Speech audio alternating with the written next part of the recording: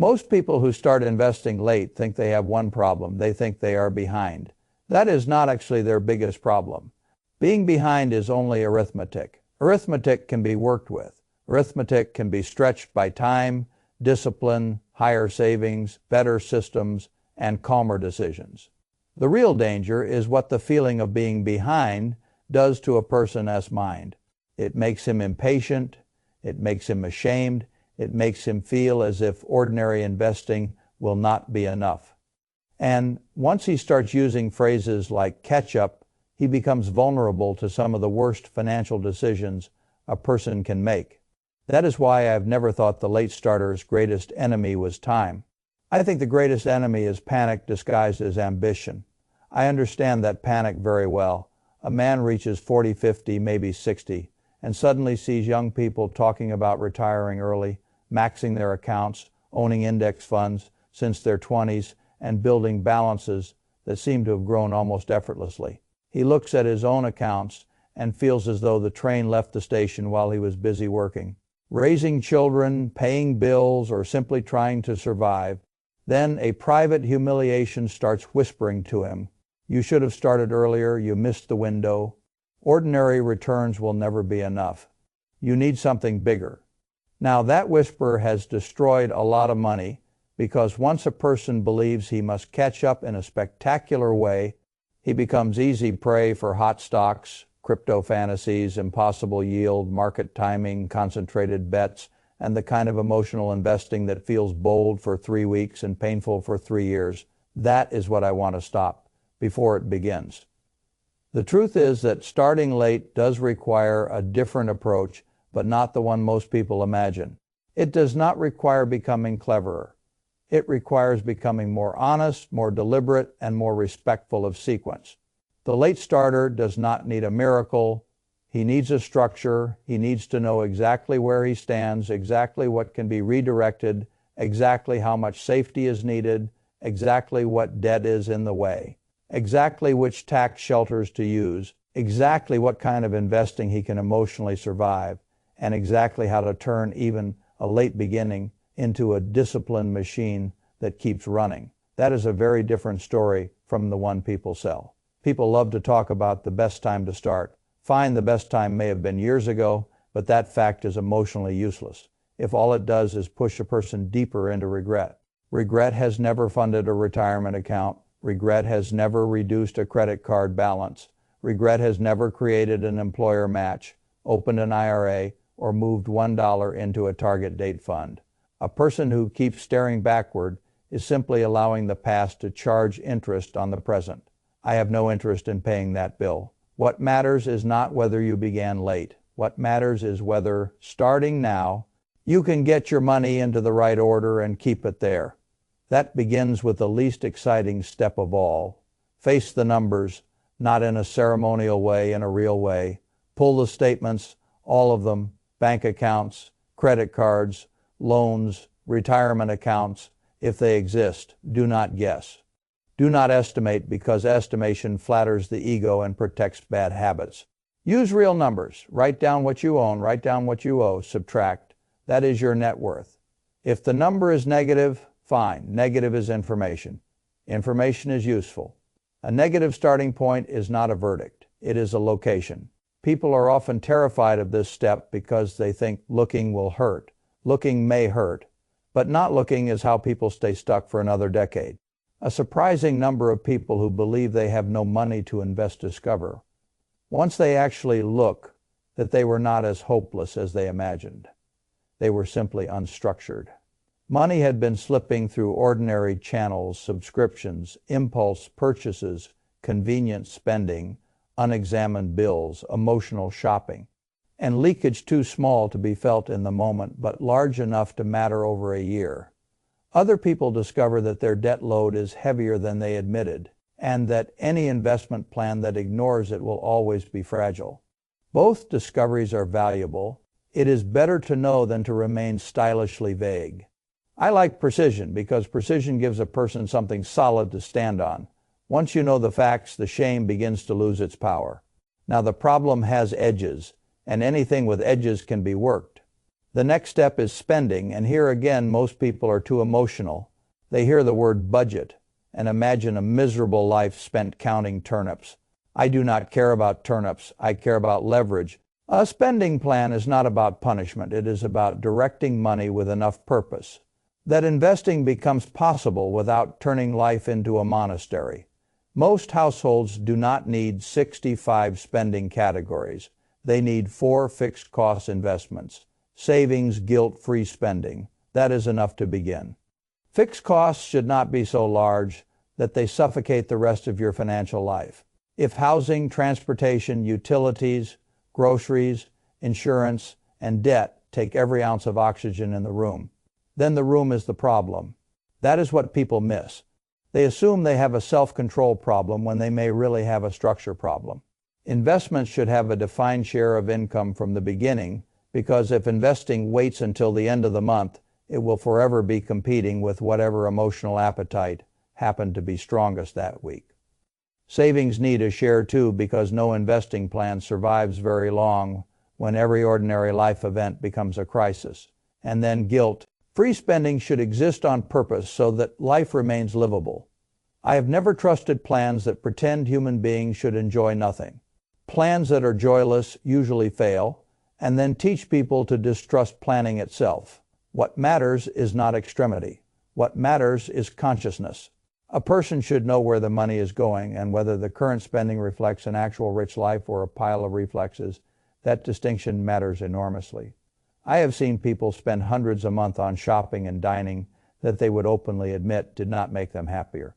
The spending simply happened because it was easy, because work was exhausting, because delivery after 10 p.m. became a reward system, because Friday night had become code for I do not want to think anymore. That is not a moral problem, it is a design problem, and design can be changed. This is where I like small immediate wins. Find 2 things you can cut that are not adding meaning. Redirect that money automatically, not next month. Now, if someone spent $900 last month on categories he does not truly value, then perhaps 500 of that gets redirected into investments immediately. If he is not ready for the full amount, find partial wins still count. The point is to create motion, because late starters do not need more lectures about perfection. They need visible proof that progress is still possible. Once spending has been brought into view and some room has been created, the next question is what to do with the money. This is where the late starter is especially vulnerable to delusion. He thinks that because he began late, he must compensate with aggression. He tells himself ordinary investing is for people with time. He needs a rocket. He needs a stock that doubles. He needs a coin that explodes. He needs leverage, or he needs to time the market correctly enough to make up for what the calendar took. This is the moment where I want to grab him by the shoulders and say, no, you are not behind enough to justify becoming stupid. That is the brutal truth. Late starters do not need more risk. They need fewer mistakes. A late start narrows the margin for catastrophic errors. That is why simplicity matters more, not less. If your employer offers a 401k match and you are not taking it, you are already making a bad trade. There are very few places in life where somebody offers you an immediate 100% return on the portion they match. Yet people walk away from it because they feel intimidated by the setup, because they tell themselves they will do it later, or because they imagine they need to understand every investment option. First nonsense, start there. Use the match. Let payroll deduction work in your favor. Money you never see is money you never have to fight yourself about. Then come IRAs, Roth, or traditional, depending on circumstances, or their equivalents. If the system differs, the numbers change by year. The principle does not. Tax advantage space matters because compounding works best when the government is taking less from it along the way. Late starters need those structural edges badly, not because the structure is magic, but because they cannot afford to leak unnecessary efficiency. This is one of the things younger people often misunderstand. They think wealth comes from dazzling investment ideas. Often it comes from very ordinary people using very boring tax rules for very long periods of time. I have great respect for boring things that work. Now comes another point of confusion. A lot of people think putting money into a 401k or an IRA means the investing part is done. It is not. The money has to be invested. And this is where the late starter often makes his next big mistake. He sees the menu and thinks that because he started late, he should be more aggressive in the dramatic sense, more concentrated, more speculative, more willing to chase a story wrong. Again, if anything, the late starter should become even more committed to low maintenance, diversified investing that he can actually continue. That is why target date funds can be so valuable. A target date fund is not sexy. It is not the thing people brag about at dinner. Good dinner bragging has wrecked enough portfolios already. What a target date fund offers is diversified ownership with an asset mix that grows more conservative as the retirement year approaches. It is a set it and forget it structure for people who do not need another hobby, another source of anxiety, or another opportunity to outsmart themselves. I think that is a blessing. A broad target date fund or broad market index approach says something very healthy to the late starter. It says you do not need to become a market hero to build wealth. You need to become consistent. You need to direct the money automatically, keep the costs low, and leave the machine alone long enough that time, even less time than you wanted, still gets to do its work. Compounding does not require a dramatic personality. It requires duration and non-interference. This is where a lot of people get confused. They think because they began late, they need excitement. But excitement is almost always the wrong medicine. Excitement tempts you to check more often, react more often, trade more often, and compare yourself more often. A late starter does not need emotional volatility layered on top of chronological regret. He needs calm, he needs automation, he needs a structure strong enough that ordinary market fluctuations do not knock him off course. That is another reason I like increasing contributions gradually. A person who has been undersaving should not wake up and decide to go from zero to some giant annual contribution that turns every paycheck into a crisis. That is not courage. That is self-sabotage in motivational language. Better to increase by 1% of income. Then another percent later, let the habit become part of life. Let every raise, every bonus, every tax refund, every bit of unexpected side income become an opportunity to feed the system. People underestimate how powerful this is because it feels too small in the moment. But small percentage increases done every year can radically change a retirement outcome without breaking the person doing them. And if you are over 50, the system itself is already trying to help you catch. Up contribution limits exist for a reason. Use them. Do not treat them as trivia. They are the government quietly telling you that late starts happen and the structure allows for more aggressive funding later in life. Respect that. Use it. Too many people act as if the tax code is some distant abstraction while leaving practical benefits unused. Now let me say something that might upset people who love extreme frugality theater. There is a ceiling on how much you can cut. There is much less ceiling on how much you can earn. And late starters often spend too much time trying to slice tiny expenses while neglecting the enormous power of income growth. You can only save so much by switching toothpaste brands or stretching cauliflower soup or arguing with yourself over every coffee. At some point, if you truly want to accelerate wealth, especially from a later starting point, you must ask the bigger question, how do I earn more? That is where the real leverage begins. Negotiate a raise if the current employer has room and you have proof of value. Do not walk in asking for kindness. Walk in with evidence. What did you improve? What responsibilities did you absorb? What outcomes did you create? What does the market pay for someone with your skill set? Employers are not in the business of guessing your worth on your behalf. And if the current employer is a dead end, then say it clearly. Staying in a low-ceiling environment out of habit is a financial decision, not a neutral fact.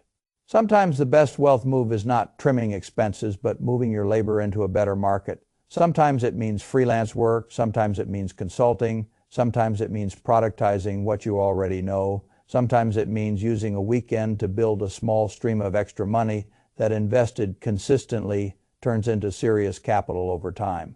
An extra $1,000 a month invested with discipline is not a side note. It is force. People dismiss these amounts because they compare them to millionaire fantasies. That is foolish. Wealth is built in increments before it is measured in large round numbers. A late starter who finds an extra $500 or $1,000 per month and directs it properly may have altered the shape of his retirement more than he realizes. There is another psychological benefit to earning more at this stage. It changes the story. Too many late starters spend years with a silent identity of regret. They feel that the best years are behind them financially. They think the rest of the game is defense. Increasing income, even modestly, can interrupt that identity. It proves the future still has agency in it. That matters, not because emotion alone builds wealth, but because hopeless people do not continue systems very well. Now, I have to say something about age, because age gets used badly in personal finance. People weaponize age against themselves, 40, 50, 60. They say it as if the number itself decided the outcome. It did not. Time matters. Yes, but time is only one variable. Savings rate matters. Income matching matters. Fees matter. Asset allocation matters. Behavior matters enormously. A person who starts later but saves aggressively, uses the right accounts, avoids stupid speculation, keeps costs low, and earns more can do much better than a person who started earlier and then behaved carelessly. This is why I do not care much for fatalism. It sounds wise because it is sad, it is rarely useful. The second best time really is today, not because it is a cute slogan, but because time is going to pass either way. The question is whether your money will begin working while it passes. That is why I would never let a late starter use age as an excuse for chaos. Age may require urgency. Fine. Let it create urgency. But urgency is not the same as panic. Panic reaches for danger. Urgency builds systems faster. The difference between the two is enormous. Urgency says I need to start now. Panic says I need a miracle. One leads to wealth. The other often leads to a lesson. So if someone handed me his finances late in life and asked for the real roadmap, I would say this. First, face the numbers without melodrama. Know your assets, your debts, your spending, your net worth. Second, create a conscious spending plan that makes room for investing without destroying the quality of your life. Third, stop turning down free money and use every tax-advantaged account available. Fourth, choose a simple investing strategy you can sustain, not an exciting one that flatters your anxiety. Fifth, increase contributions gradually and relentlessly. Sixth, grow income because there is only so much you can cut and no fixed limit on what you can earn. And seventh, refuse to use your age as a reason to gamble. That last part may be the most important of all, because once people say catch up, they often give themselves permission to do foolish things. They buy crypto they do not understand. They pick individual stocks because a stranger online sounded confident. They try to time the market. They sell when it falls. They start calling this investing. It is not. It is insecurity with a brokerage account. I would rather have discipline than drama. In fact, I think discipline is the late starter's greatest advantage once he decides to use it. A younger person has time. An older person, if he is wise, has perspective. He has already seen enough of life to know that drama is expensive. He knows that jobs vanish, markets swing, trends die, bodies change, and time is not to be wasted on financial theater. That knowledge, if used properly, can make him calmer and more focused than the younger person who still believes every shiny thing might be the answer. I respect calm. Calm lets a person keep going, and in wealth building, keeping going is almost everything. If you do that, something remarkable starts to happen. The shame of starting late begins to weaken, the contributions begin to appear. The emergency fund grows, the debt shrinks. The account balances stop looking like a joke. The machine starts. The person who thought he had missed the boat discovers that there was still another ship leaving the harbor, just not the one that sells fantasies on the internet. That is enough, more than enough. Because in the end, the goal is not to beat a 25-year-old on social media. The goal is to build a life where your money finally begins serving you instead of frightening you. That can still happen. It can happen later than you hoped. It can happen slower than your ego prefers. It can happen without hot tips, market timing, or grand emotional speeches. It can happen one contribution, one raise, one cut expense, one employer match, one target date fund, 1 year of patience at a time, and if you are willing to begin there, you may discover that what you thought was a late start was not the end of the story at all. It was simply the first honest chapter.